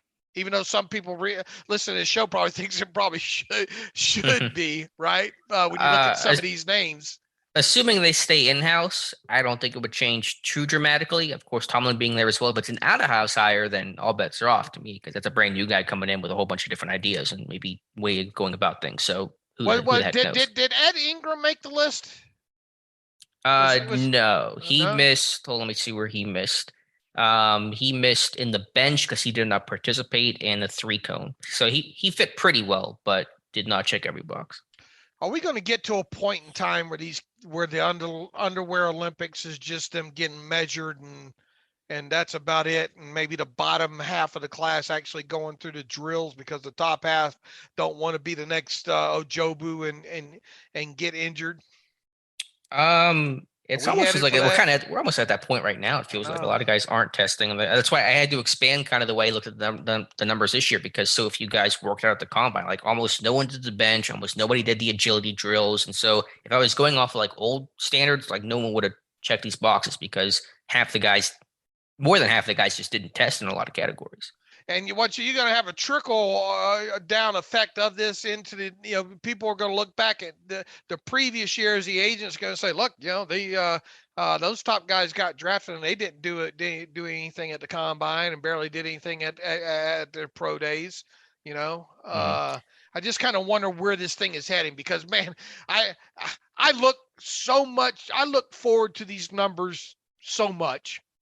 Because I like to use them. Can I see that aspect of the speed or the 3-cone or the short shuttle on the tape? You go looking for stuff like that because we don't have the luxury of scouting these kids all year long in person, that kind of thing. So we're constantly trying to make up ground from behind of matching tape to stats, basically. Mm-hmm. Yeah, and I think these studies, it's not like the Steelers are drafting from the list of names that I generate here, but you do kind of see a pattern. No, I don't think so. Because there are some, not every pick they draft, every guy they draft, like is checking every single one of those boxes. They might miss in one or two categories, but you'll see names from time to time, like Rico Bussey was on our list last year, actually undrafted free agent, signed with Pittsburgh. So, Kendrick Green on our list last year. So, working with a pretty small list of names here. So by that, what are the odds I'm going to hit on one of the 3 corners I'm mentioning here? But it's always interesting to look at. And some positions are cleaner than others. I think running back, it's much easier to find their type than, say, maybe a receiver, which is a much wider spectrum of body styles. Well, and once another year of one player missing 2 boxes joining the list widens the window to some degree on top of it. So it's not obviously not a science there, but I think also after the fact, when you look back on some of these things after the fact, you can kind of say, well, he hit this box, certain amount of boxes within that, right? Right. And I use this study because just generally speaking, teams generally have minimum thresholds. If you're missing, if you're below X category, whatever that number is, whether that's a 40 time or a hand size or just some sort of athletic score, like history says you're not going to be successful. And so that's when maybe some guys come off of boards, when they're missing, in a category because they're not meeting some minimum threshold. And so that's why I framed the study as what are the thresholds, what are the minimums, the lowest you can be to be quote unquote considered, and we take it from there. All right. And you said interior linemen are next? Yeah, interior lineman next. I'm going to try to do as many studies as I can. Do the edge. Do the edge. Okay, yeah. I'll do the edge, guys. Probably. I've been trying to alternate between offense and defense. So I think I'll go interior offensive line, and then hopefully I can pull the data for the edge guys next. The edge will be really interesting. I have no idea how that's going to go. Right. 3-cone time is tough, though, because the 3-cone threshold for edge guys is pretty darn high. And so that might trip up some of these guys. I've noticed, and maybe I'm wrong about this, but I've kind of noticed the agility times for a lot of these guys this year have been pretty poor. Like some really bad 3-cone and short shuttle times, even at pro days this year. I wonder how much of these guys even practice that stuff now, Right. I don't know if that's a training thing. Like no one does the 60-yard shuttle. I'm not even sure why it's a thing anymore. No one does it. But yeah, I wonder how much the training aspect, because most of the numbers here are about like training, like even your 40 time is like, if you don't get comfortable in your stance, you're gonna have a bad 40 time, even if you're a fast guy. And so that's where the numbers don't always. That's why there's the testing and there's the tape, and there's the tape match the testing and all that kind of stuff. All right, Dave. What else do we have here? Dane Brugler had his 7-round mock draft. He did all 262 picks over for the Athletic yesterday. For the Steelers, I'll read off his picks here, and then we'll kind of talk about him. At number 20, he has Desmond Ritter, the quarterback from Cincinnati. Interesting quote on Ritter I'll get to in a moment. Roger McCreary, number 52 overall, the corner from Auburn. Nicholas Petit, for I can't say his last name. I struggle with the Ohio State kid. Frere from, it feels like a bad celebrity Jeopardy category. The tackle from Ohio State, Kevin Austin Jr. in the 4th round, wide receiver Notre Dame. 6th round, Thomas Booker, defensive lineman from Stanford. 7th round, Quentin Lake, safety from UCLA. And then 7th round as well, Damon Clark, the linebacker from LSU, had that spinal surgery, going to miss his rookie year in all likelihood. So those are the names there. Ritter at the top. And Brugler wrote in this, and for whatever it's worth, on Desmond Ritter, added an interesting quote about that. Says their guy might be Ritter, who impressed the Steelers' key decision makers, including ownership, during pre-draft meetings. And so we know that Ritter coming in for a pre-draft visit. They talked to him at the Senior Bowl, at the Combine, I'm sure as well. And so adding the note about Rooney, and of course Rooney has to be the guy that signs off on any quarterback here. Yeah, if he hit any at all on this list, unfortunately, it might be Ritter. Would be and Quentin Lake, and potentially Quentin Lake. But I don't think from a I think there's a chance Quentin goes undrafted, to be honest with you. Sure, could be. I know you're probably glad to see you've been high on Damon Clark early on in the process and until the medical issue, right? So that's obviously a name. McCreary isn't he shorter arms?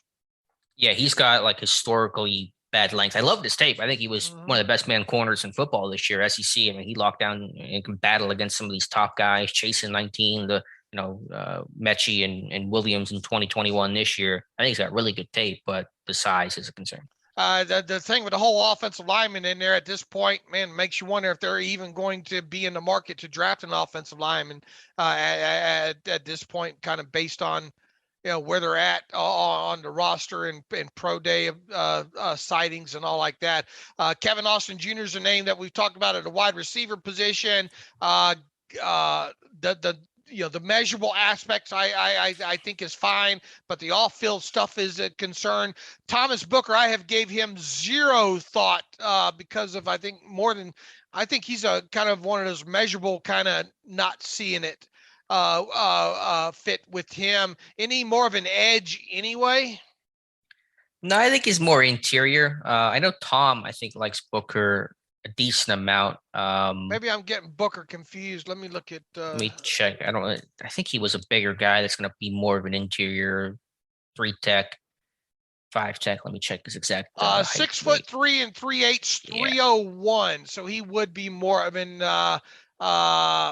in interior, probably 5 tech, 4-eye 5 tech. Then I just haven't given him much mind throughout this process. Yeah, no, he's gotten some buzz for his experience, quickness, decent production, kind of down in 2021, only 1 sack, 9.5 in his career. Has decent length profile, power 5 kind of guy, Shrine. I think he played well at the Shrine Bowl, Tom was saying. So, that's a fine pick though in the 6th round. Quentin Lake, obvious bloodline reasons there. Definitely has the mind of a safety and processing aspect there. It's just he lacks in the the athletic attributes, I think. Yeah, I don't know what he tested. What did he test? Did he test? It wasn't great. I don't remember. No, he's got size, I know. 6'1.5", 199. Yeah, 4'5'9", 40. That's the only thing it looks like he's dead. Maybe had a hamstring injury, according to Draft Scout. So his 40 time, of course, it's the same as Kyle Hamilton, but generally speaking, not regarded as a great athlete. Right. All right, Dave. Anything else here you wanted to talk about here from just news of the day, news of the past couple of days that you want to mention? Our big board, Scott Bevell put up a new big board on the site, just went up a little bit ago, so you guys can check out that great list. And I think I'm being trolled by our own Jonathan Heitritter on Devin Tompkins. I think he's got a pre-draft profile about ready to drop on him. So I'll be interested to read his findings on that. I'll be able to find how deep he went on his tape real quick. I know you hate comps, but is there somebody you comp to because Tompkins is so unique? And the question is just like, are there examples of that guy succeeding in the NFL at that size? Just loosely, it would be able to point to a guy like Tyreek Hill. Wasn't Hill bigger? What was? Yeah, and I said loosely because you're not going to find a guy with kind of this that's as light as really, and Hill was bigger than Tompkins, but just loosely the kind of guy that you're all about speed, a guy that can get open. Now, once again, the thing, and I will throw a guy out with size bias in a hurry more than anybody probably on our site, because I have biases for certain positions, for certain ranges and stuff like that. And Tompkins in any other year would probably be thrown out if I had not drilled down on his tape. And man, the farther you go in his tape, man, it doesn't stop with his ability to get open and his ability to make contested catches. And if he didn't have that contested catch aspect to him and that leaping ability, I'd probably throw him out there. But this guy, he really does do it all, man. And now, do you have to be creative with him, making sure he probably gets some good separation at the NFL level out of the slot and not let some of these defenders get his hands on him to knock him off his route? Absolutely. But you can't hit what you can't catch. And that's been the fascination with this guy all throughout this thing. And I think our own Devin Jackson would agree with me on this. There's no way you could prevent me from taking a fourth or fifth round flyer on this guy. Yeah, no, I think you made the case as well as anybody for Tompkins. I'm looking over Jonathan's report, which is in drafts right now. He has a comp here. I like this comp a lot to Taylor Gabriel. Similar guy. I was kind of thinking like Trenton Holiday, just trying to get like really short, small guys. And so Holiday was the first thing that came to mind. I think Gabriel's a better comp though, because I don't know if Tompkins is going to be quite the returner focused guy that that Holiday was, but Gabriel's kind of like that super small, vertical over the top kind of guy. And what I did think Taylor Gabriel come out at? Looks like 5.074, 167. So okay, I get it. Yeah, and I think you'll like Jonathan's grade on Devin Tompkins. It's not a bad one. All right. Let's see. Taylor Gabriel looks like also not a combine invite. Was he drafted? No, undrafted. Okay. Man, I don't remember any Abilene Christian tape back. I'd be concerned if he did. Yeah. Remember Johnny? There were some guys. There were Johnny Knox came out of there. It was a running back too that came out of Abilene Christian. Who was that? Now I'm gonna be mad about trying to find out who this was. I don't remember. 4.440 for Taylor Gabriel at his 2014 pro day. Not a bad short shuttle, not 3-cone under 7. Jumped out of the building at 40 inches. Broad jump 10 foot 5 inches. So yeah, I get it. It's a good comp. It was Bernard Scott, by the way, that was from Abilene Christian, former Bengal. Yeah, I think Gabriel's great comp there. So we'll have the profile up on Steelers Depot, and don't expect Tompkins to become a Steeler though, because nobody was at his pro day. So, right. I mean, could be, but probably not. Do you think he gets drafted? I think I'll be shocked if he's not drafted. Somebody around the league's done their homework on him to get him drafted.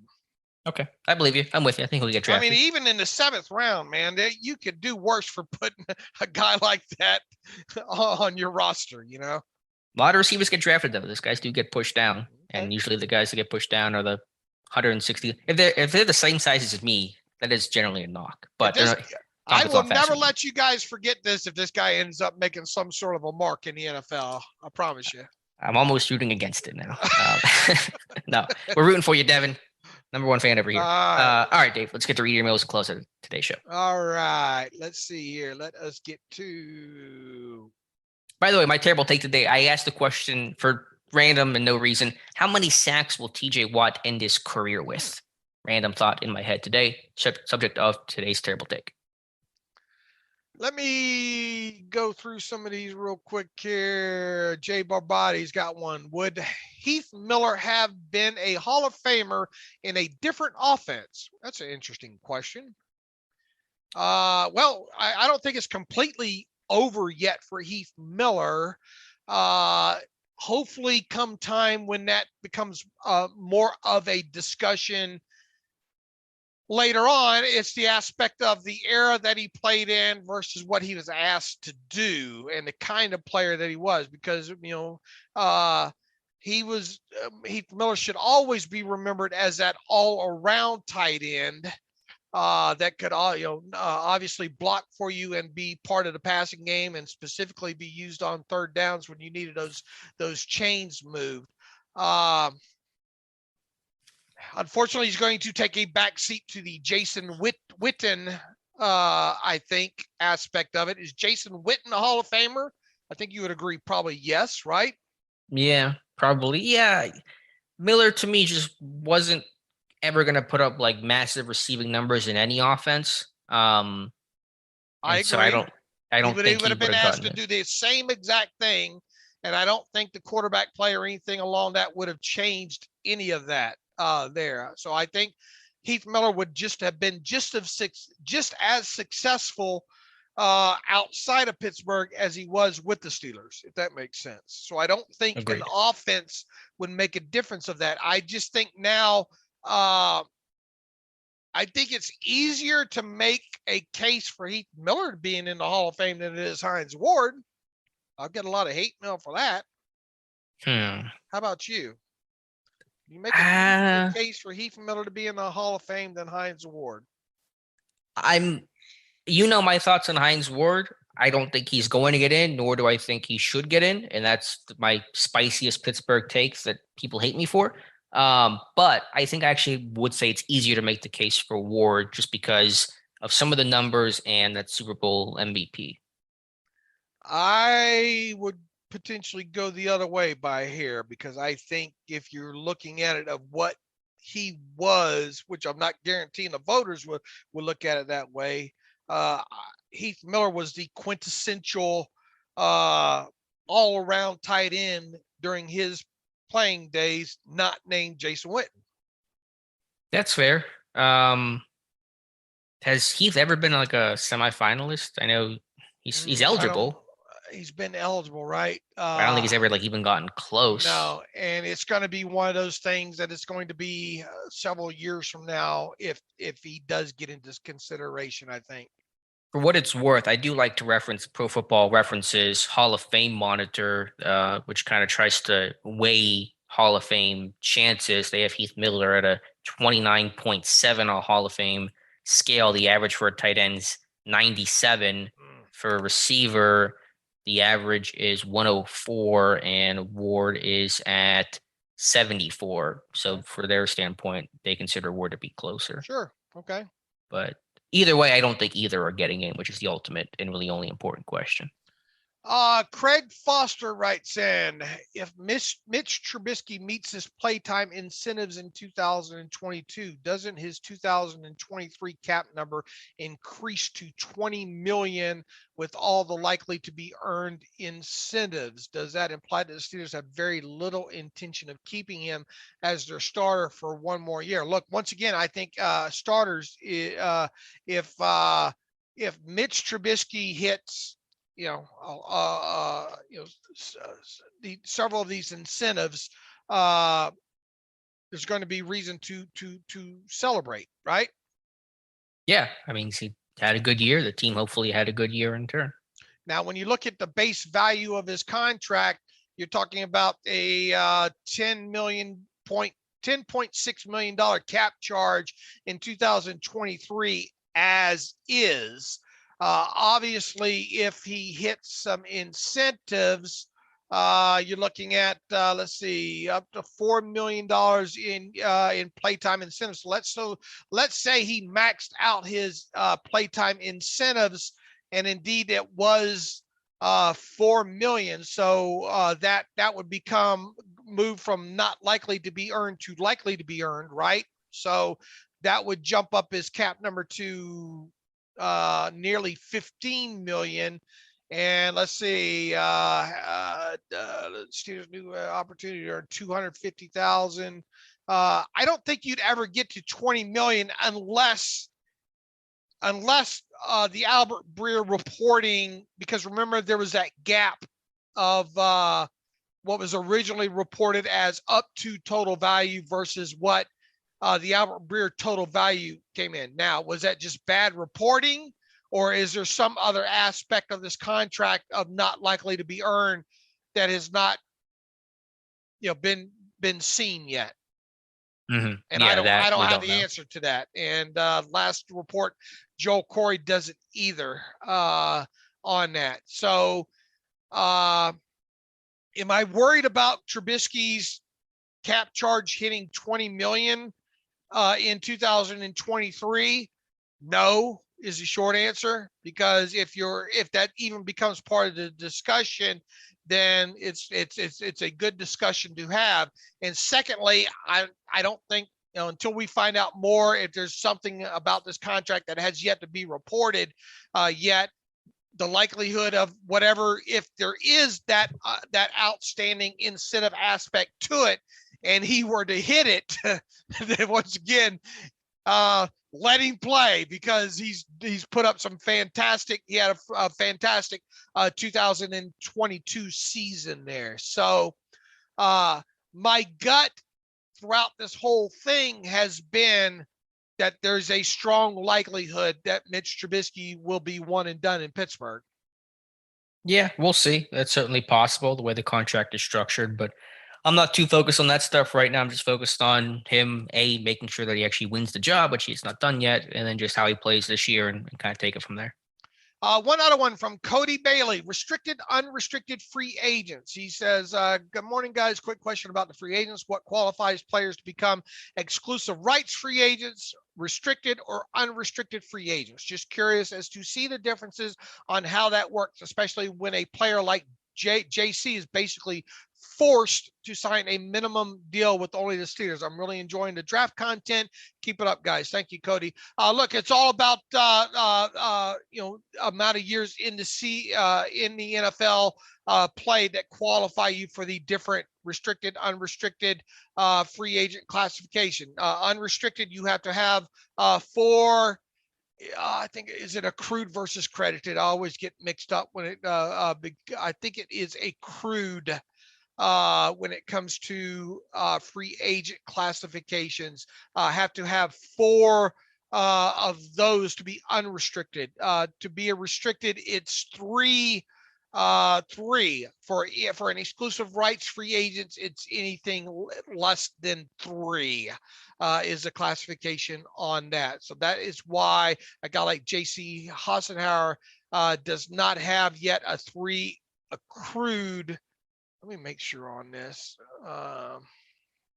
Accrued versus, I think the credited comes in with the pay, because I always get slipped up of trying to sometimes seeing what pay classification some of these players get, and the differential in that is accrued versus credited, and the difference in that is the amount of games on a 53-man roster here. But here is your terms real quick.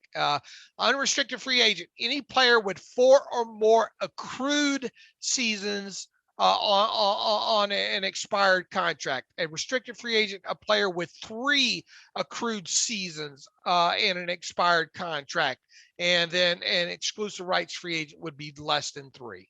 He says any player with fewer than 3 accrued seasons and an expired contract is an exclusive rights free agent. Really got to wonder why the union NFLPA doesn't fight harder to eliminate some of this stuff, because the players have to hate that kind of stuff. Well, I'm sure their agent keeps close monitor of this. Now, credited and accrued seasons are 2 different things. A credited season used as a measure for many benefits. It's most likely utilized to determine a player's minimum salary. To earn a credited season, a player must be on, or should have been on, full pay status for a total of 3 or more regular season games, whereas a accrued season, I believe, is 6. When it comes to getting an accrued season versus a credited season. So that's where I always have to go back and reread this stuff every year, because I don't commit this stuff to, unfortunately, it falls in that category of getting flushed from the hard drive for in my mind there. But a credited season is a player can get a credited season in a year, but not an accrued season. You understand that aspect of it?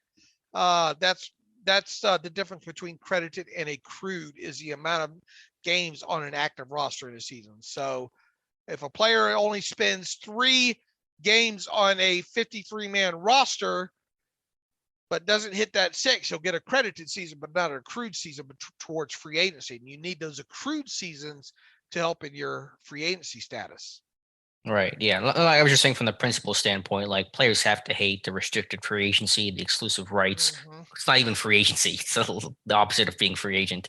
So I just wonder why the unions never push back harder on trying to get rid of some of those mechanisms. But the teams would counter that and tell you, well, Alex, there's nothing free about unrestricted free agency. No, yeah, teams love it. I mean, the team control, cheap team control is all about, is their kind of thing. But I don't know, players just have to hate it. All right, let me see if I got anything else in here. Tambo the Jambo. Quarterback class 2022. Alex, I have been asking around Scotland to see if there are any Bonnie Wee Lassies I could match you up with. Oh my God. Dave's mission to get you a gal has now gone global. How do you like me now? How do you like me now, Alex? Less than I did. Back to the Steelers. No, I don't want to move on from that topic. We should go back to the Steelers. Back to the Steelers. A sensible option for Tomlin and Colbert would be to stay well away from this quarterback class. Listening to your guys' excellent roundtable hammered home how average this class is. We'd have to mortgage the farm for Willis, who's at best a huge work in progress, he writes. My preferred option would be to let Trubisky and Rudolph plus another lead us this year. Try and pick up Mayfield when the Browns either release him or trade him for a 6-pack of Bud Light he has in here. Worst case scenario with Trubisky and Mason is we stink for a year and pick near the top 10 next year when we can have a chance at a top quarterback, he writes. Our priorities this year, hoping Tuitt is back, should be O-line, wide receiver, and defensive backs, he writes. Peace and love from Bonnie, Scotland, Tam. I understand the gist of it there, Tam. I do. And look, I mean, if you've listened to these roundtables and listened to Alex and listened to me on a weekly basis, my jumbling of the players not named Malik Willis. Not a great class, man. And I mean, if they draft any one of these guys, I'm not going to sit there saying, boy, I sure am glad they got this guy. You know, this is a slam dunk at the quarterback position. There's questions all over this class, more so in others, I would think, overall. That's why I've kind of labeled this Willis and the other 4 guys class here. And I get it where people are probably listening to all this and saying, man, I sure hope Dave and Alex wasted hours of conversation on these roundtables and discussion about the quarterback class. However, I will once again say I'll be surprised if they don't draft a quarterback. Yeah, I'm not going to destroy this team if they don't draft a quarterback. I would understand the reasons for not doing so. And I'm sure many people would as well. The question and concern I have is, though, what is going to be the right situation to get a quarterback? And that's going to be a bit of an unknown, unanswerable question. But like the Steelers team, they're not going to be bad next year in 2022, right? They're not going to be like a terrible team. Is that a fair assessment? Look, they're not going to win the Super Bowl. Right. They are not going to go deep into the playoffs. But everything else is on the table. But it's unlikely they're going to be like a 4 or 5 win team. Barring injuries in this thing, sure. I mean, I find it hard to believe this team's going to win less than 7 games from where I sit right now. Yeah, they're going to be a 7 to 9 win type of team. They're going to be picking in that 16 to 20 range, kind of where they're at right now. And even though next year's quarterback class is projected to be stronger, we don't know what's going to happen. Even if you have those blue chip guys who are going to be like 1st and 2nd overall picks, if you're Pittsburgh picking at 17 next year, you're not going to get those guys unless there's not a team without a quarter that does not need a quarterback in that top or second slot that you can try to trade up for. And of course, that would be a massive trade that would require selling the farm for. So I think you're always going to be in that predicament for Pittsburgh of like the quarterback you take probably is not going to be that clear consensus, everybody loves him kind of guy, because when you pick in the teens and the 20 kind of range, that you're not going to get that perfect prospect at quarterback. And look, you go back a year ago, maybe a tad bit more than a year ago. Who were the ones that were deemed? This is it. These are going to be the top of the class guys. Yeah, you mean like Sam Howell, the way that he was? Yeah, it was basically the list was Sam Howell, wasn't it? Of what's left over from it. Wasn't the Oklahoma kid in there that end up? Spencer Rattler. Is that you're talking about? Yeah. That flushed out of their system. People thought, oh, that guy is going to be someone to contend with. I'm trying to even struggle to remember some of the other names. Yeah, I don't think he was for this year's class because he's not in the draft. But the Clemson quarterback, who's really kind of fallen on his face, was once viewed as the guy that was supposed to replace Trevor Lawrence. So I mean, these things shift and change. Now again, I expect Bryce Young, C.J. Stroud to have great years and to be like top prospects next year. But who knows? They can get hurt. Who knows what can happen? Or they're top, first, second overall pick, and then Pittsburgh can sit there and say, well, we really can't get that guy because we can't go up that far because X team has the first overall pick, and they're clearly taking that quarterback, just in the way that Jacksonville was going to take Trevor Lawrence at number 1. So I just think unless you have a really terrible season, win 4 or 5 games and are picking top 5, it's going to be hard to get that quarterback that, like I said, everybody loves, is the perfect prospect, has very few question marks about him, just because of the nature of where Pittsburgh's picking. I have one question already about and only one about the 2023 quarterback class. What's that? Is Bryce Young really 5'11", 5'8"? Oh, God. And so it begins. What's he listed at? 6 foot? NFL Draft Scout has him 5'11", 194. Huh, I didn't know that. Go back and watch the Heisman presentation. See him standing up against those guys. If that guy's 5'11", 5, you're a 5'11", 5. Hey, I'll take it. I wish I'd be 5'11". Listed 6 foot, so he's probably about 5'11". That sounds about right. Okay. He's listed 6 foot. All right. That's the question I have. But look, back to kind of the root of the question there. I don't have issue with anybody heavy slandering any quarterback in this class, saying, boy, I sure hope the Steelers don't draft him. On the flip side, I don't have a lot of issue with someone maybe being more in love with one, obviously, because Kenny Pickett being a Pittsburgh product, there's going to be a lot of that bias favoritism, maybe more so than anybody else, any quarterback in this class, because people just can't get past that bias side of it there. But I get it. I get people probably going to be losing some TVs this in a couple of weeks from now if the Steelers draft a quarterback, period. But it just, looking at the work that the Steelers have done so far, and I will be really, really shocked if they don't draft a quarterback. Yeah, it'll be interesting for sure. So we'll find out, and we'll see who the pick is. And again, I'm excited just to know who the pick is, because last year it was such nausea tape to tape, wire to wire, that it was like, okay, we kind of know who the pick is. It was really just a question of would he be there, and would like Miami or the Jets take him, and that didn't happen. This year, it's really more open-ended. More open-ended than past. Has there been a year that's been this open-ended in terms of like we really couldn't pin down one name? Like even in the Devin Bush year, it was like if they want to trade it for Devin Bush, they obviously love Devin Bush. I mean, these years get away from you here, Yeah, but true. Like the Pouncey years, you thought, man, if they're probably going to get probably going to get Marquise Pouncey if he's available. The David DeCastro was an issue of he won't fall.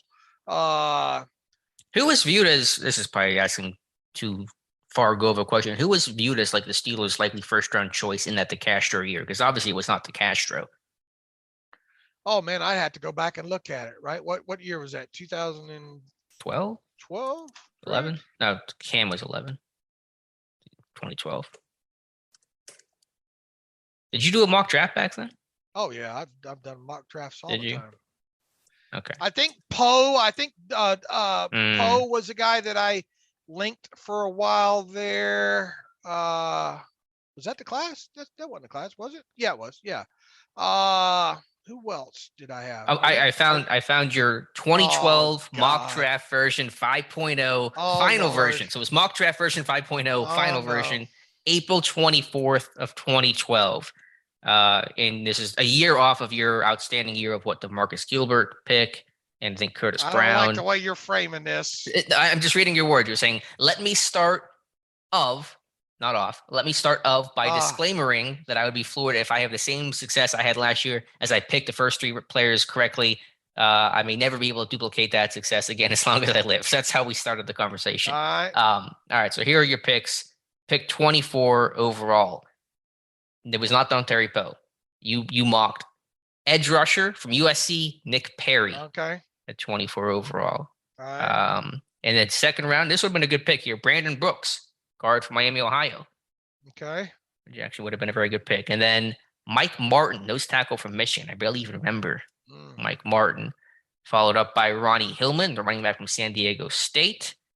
Keith Tandy from West Virginia, localish kid there in the fifth round. Derek Carrier from round 6 from the lot. That was a real small schooler back then. And then Ryan Van Bergen from Michigan, round 7. And then, hey, you got one right here.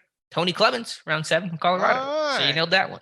All right. Now, what about players considered?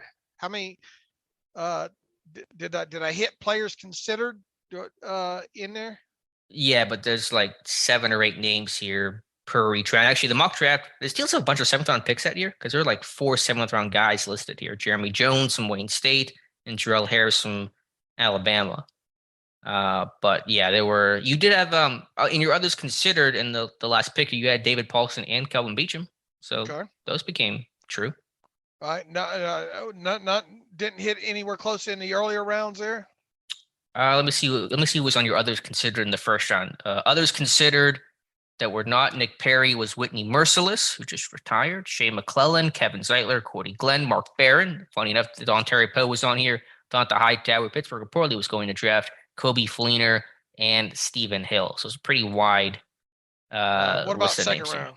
Second round from Brandon Brooks. Others considered were Amini Salat.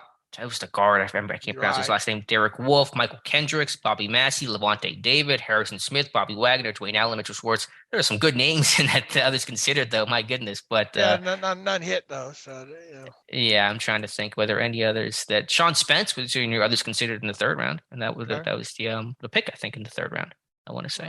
So anyway. It goes to show you how much of a crapshoot. It's a very losing proposition in there, and that's why when you look back at that year before that, 2011, the odds of hitting anywhere close to that, and it's just a losing proposition, overall, because all it takes is you one position not hitting a certain position group even in a certain pick can throw the rest of your whole mock off. Yeah, I'm looking at version 4.0, and you did mention that David DeCastro would be an option if he fell. You didn't have him in your mock draft, but you did mention and basically nail that. Yeah, because I believe the crowd thinking too hard. And if you go back and look on Twitter, I think back in that time frame and do a search, I was a huge DeCastro fan. Just the fact that you get beaten down by you can't even mock a guy there when they were picking that year because people say, "Oh, you're crazy. There's no way he'd be there." That's the beat down that you get on these mock drafts. Yeah, there was that external pressure. You do mention this mock draft that Pittsburgh had not drafted, or Kevin Colbert had not drafted a tackle since becoming GM, which is still true and was your terrible take yesterday. So it's kind of fun to see that all come full circle. Right. Now, is that is that coincidence? I think so. I think where they've picked over the years, they're more apt to, I think, have had picked a tackle since 1990, what was it, 6 or whatnot, had they more often picked in the top 16 picks, which obviously they haven't done a lot of through the annals of time. And a couple of times they traded up into those top 16 picks to draft a specific player, and obviously not tackle. Yeah, exactly. I just want to look here. I'm trying to think like the first year I did a mock draft, how wrong that might have been. I think it was 2014. It's not what I'm looking for. You've been with me that long now. Well, we joined in 2013, but I think it would have been after the draft because it was August of 2013. My mock draft in 2014. Who did I take in 14? How'd that college education work out for you? Unnecessary. That's what it proved to be. Who did they take in 2014? I want to make sure I don't want to get the name wrong here. Shazier. Okay, that was just the Ryan Shazier year. I had them taking in my final mock draft. Let me just make sure I get the right thing. I'm pulling up here. Odell Beckham Jr. was my mock draft, so I was not right on that one. Let's see. In 2014, you had them mock Kyle Fuller. Okay. And then you went Lewis Nix in the second round. In the second round, I went Chris Borland, who was my darling. I wish I would have played in the NFL longer, but obviously had all the concussions. In round 3, Dave, you nailed this one. Martavis Bryant. Woo! You got that one. Round 3, I went EJ Gaines, so I missed that. Round 4, you went Jackson Jeffcoat. I went Will Clark. Did we get anything else right here in this mock draft? Ross Cockrell eventually became a Steeler. Not drafted, but that was in your mock draft. Okay. You also got Rob Blanchflower in the 6th round. He went 7th round, but we'll definitely count it. This was the Shaq Barrett year when you were all in Shaq Barrett, which you nailed 100%. I also had Ross Cockrell in my mock draft, but I did not get anything actually correct. You got 2 picks. There's certain guys that you remember over time that, whether or not they became Steelers or not, that you said, look, you better watch out. Better keep an eye out on this guy. Shaquille Barrett was one of those guys for me. Obviously, George Kittle was another one of those. I feel like Devin Tompkins has kind of become that this year for me. It's just some guys, when you turn on the tape, man, you think, what aren't other people seeing here? We talked about earlier about a guy like Chris Jones. I just never saw it. I never got it with Chris Jones. There are other ones where you turn it on and you say, why don't people see this? And George Kittle, man, I don't see how you could tell the people that did not watch George Kittle film at all, period. And then you could definitely pick out the guys that watch some aspect of his film. You did also in your 2014 mock draft in the 7th round, I think as a total dart throw, you had Nat Burhay, who eventually became a Steeler for a very short time. Did not go well, but I think they were cheating off your mock draft when they circled back to this. Yeah. The funny thing is, and then you go back to even just recently with them, Jannard Avery, right? There's certain guys that really, really feel, and John Simon, right? I think we might have both been, but a lot of guys that I've drawn parallels to and I've had in previous mock drafts. Now look, it's a cheating process too, because you got a full working visitor list and for the most part pro day list that you're working with, so it's easy to draw lines to a lot of these guys, and it just a lot of these guys end up circling back to the Steelers at some point after their first contracts, if not being drafted. Right? Yeah. No, they certainly keep that list on file, and that's the rarity there, because you've had the same head coach and same GM working together, and so they can go back on those, dust off those old scouting reports that they had on those guys and read about them and find those guys whenever they become free agents. Okay. All right. That's enough trip down memory lane there for us, I think. I think so. And I don't miss the days of doing 5 or 6 mock drafts. Yeah, that was like version 4.0. Come on, let's do. You got time to do like 4 more mock drafts in the next 13 days? Yeah, no. Are you gonna do? You're gonna do at least 1 more mock draft? Oh yeah, yeah. I probably shouldn't, because usually as of late, my first gut feelings have been the ones that end up being the closest. That's true.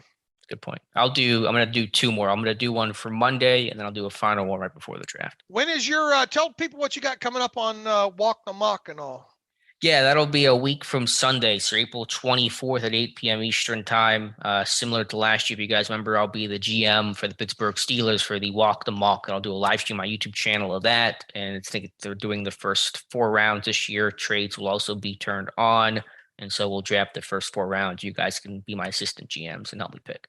All right, and we got, as we mentioned, we have more player profiles starting to wind those down, hoping to get right around the 200 mark here. So props to all the guys hard at work at that as this starts to wind down the process there. You and I will be back on Monday, and who knows what we'll be talking about then. The team really has slowed. When is the pre-draft press conferences? Those are normally about a week out, aren't they? They are. I don't know how they're going to do it this year. I hope they just do it in the first place, but yeah, probably within the next week or so. All right. So we'll see what happens over the weekend. Probably not much, but we've said that before, and we've ended up having a lot of things to talk about on Monday. So in the meantime, you can follow me on the Twitter machine at Steelers Depot. Follow Alex at Alex_Kozora. Follow the show at Terrible Podcast. Email the show, theterriblepodcast@gmail.com. Send us those email questions in. We'll probably have a lot more time, I'm guessing, on Monday, maybe to answer a few more questions than we normally got. I know it slows down this time of year in general because there's just not a lot happening at this point in the process here. But go to SteelersDepot.com, hit the donate button up right navigational bar. You can make a donation that way. Also, if you want an ad-free version of the site, go to SteelersDepot.com, hit the ad-free button. For $25, you can have an ad-free version of the site. So have a great weekend, everybody, and happy Good Friday to everybody. And as always, thanks for listening to the Terrible Podcast with Dave and Alex.